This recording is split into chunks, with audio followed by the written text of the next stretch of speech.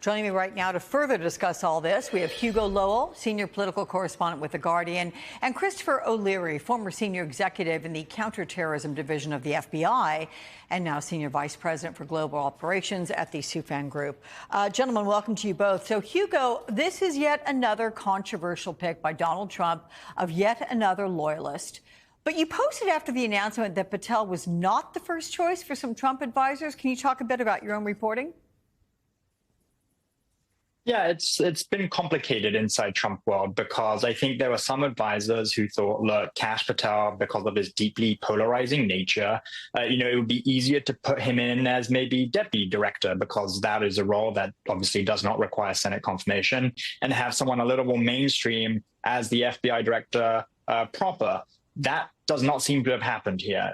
What has happened is Trump has decided he liked the guy who's loyal to him the most, and that was Kash. You have to remember from Trump's perspective, Kash has been with him throughout the 2 years that he was under criminal investigation, including in the classified documents case. Kash was subpoenaed, to testify before a federal grand jury in the Jack Smith investigation, and he refused. And it was only after he was forced to, by judicial order, that he went in and testified. And when he testified, what he told the grand jury was, well, I don't think Trump did anything wrong anyway, because he declassified any and all documents that were at Mar-a-Lago. So for Trump, this is a guy that will be there when he needs him, and his loyalty has been demonstrated time and time again. And I think at the end of the day, what has happened is that, combined with his allies, people like Steve Bannon, people like Mike Davis, who's been a longtime legal advisor to Trump, pushing Kash Patel, all of that have come together for Kash to get the top job.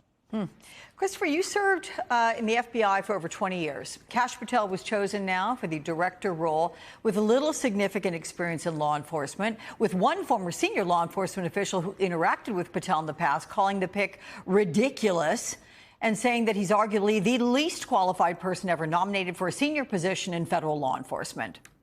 What do you make of his nomination? Well, he would not have been my first choice by far. I actually know Kash Patel quite well myself, worked counterterrorism matters with him over a decade ago. So I know what his background and experience are. And I think, to be fair to him, he's no less qualified to be FBI director than many, including Christopher Wray, and many of the people before it. Really, the standard in the last few decades has been DOJ experience, and Kash Patel has that. My experience with him, working directly with him, he was professional, he was dedicated, he was enthusiastic about the mission, and he was collaborative with the interagency, which is critical to getting operations done.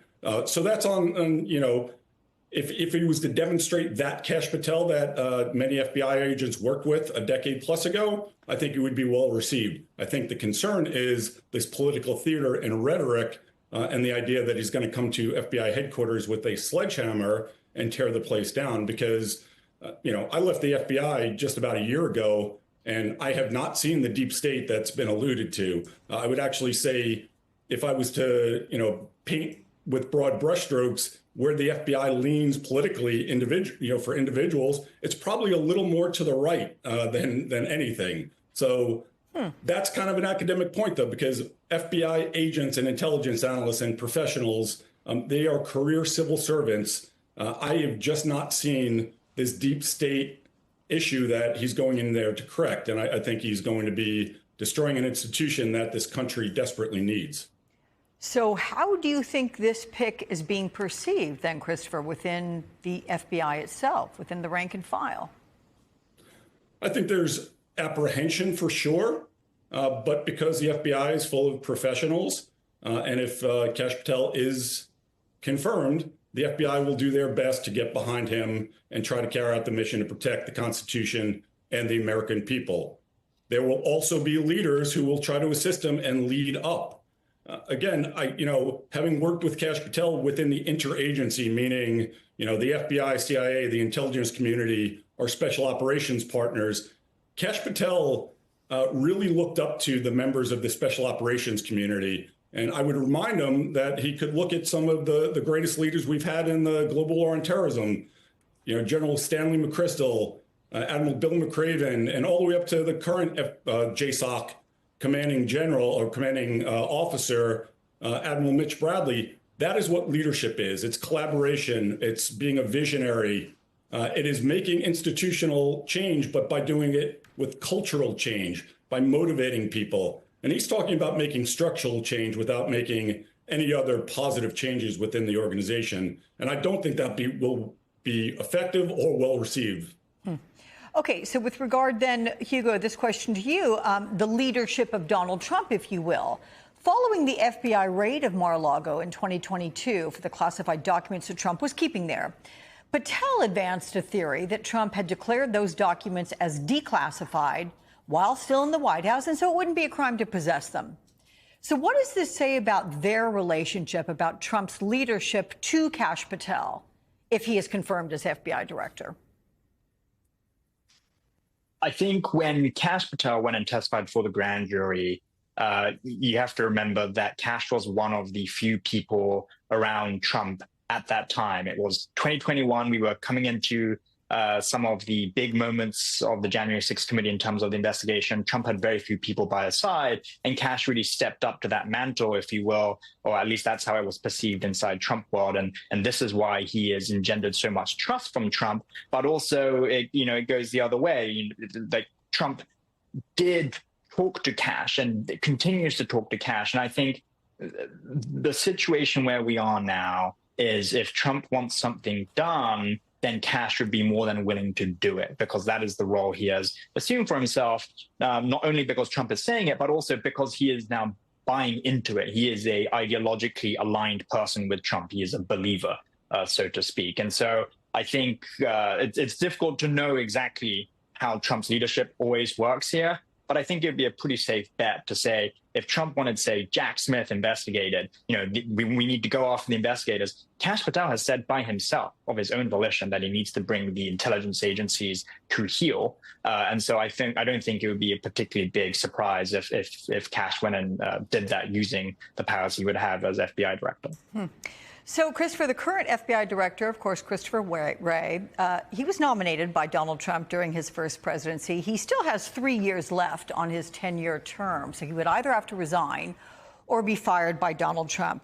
Let me bring up a statement that the Majority Whip Dick Durbin, senator and chair of the Senate Judiciary Committee, has just issued on the pick of Kash Patel. And if we put it up there, he will reiterate that which I just said. But also he goes on to say, now the president-elect wants to replace his own appointee with an unqualified loyalist. The Senate should reject this unprecedented effort to weaponize the FBI for the campaign of retribution that Donald Trump has promised. So the question to you, Christopher, how do you see this playing out? Yeah, so the idea of the 10-year terms was, it came after the death of Director Hoover, who was a director for over 4 decades. And it actually, one of the reasons was to limit the terms to 10 years, but also still provide that continuity of leadership for the organization. So having a director who can lead an organization throughout administrations and making sure it stays outside of politics. I'll point back to Director Mueller was the only one who exceeded that when, they actually, Congress universally nominated him to serve an extra 2 years because they saw he was doing such a good job and the country needed him. I think cutting the term short does a disservice to the FBI, the men and women serving there, because their leader is removed without cause. So I think that's number one. But I think it does a disservice to the country because what it does is allow administrations to put their guy, and it brings the FBI back into politics. Mm-hmm. And it has been talked about. It is important for the FBI to remain independent for a variety of reasons. But one of the things that the FBI does, one of our missions, is public corruption investigations. We go after corrupt politicians. We go up after corrupt law enforcement agencies. And having that ability to conduct those investigations without political pressure or the fear of losing your job for the FBI director is incredibly important. I'll tell you, the insights from your experience, Christopher, your reporting, Hugo, both of them very much valued. Thank you, gentlemen, so much.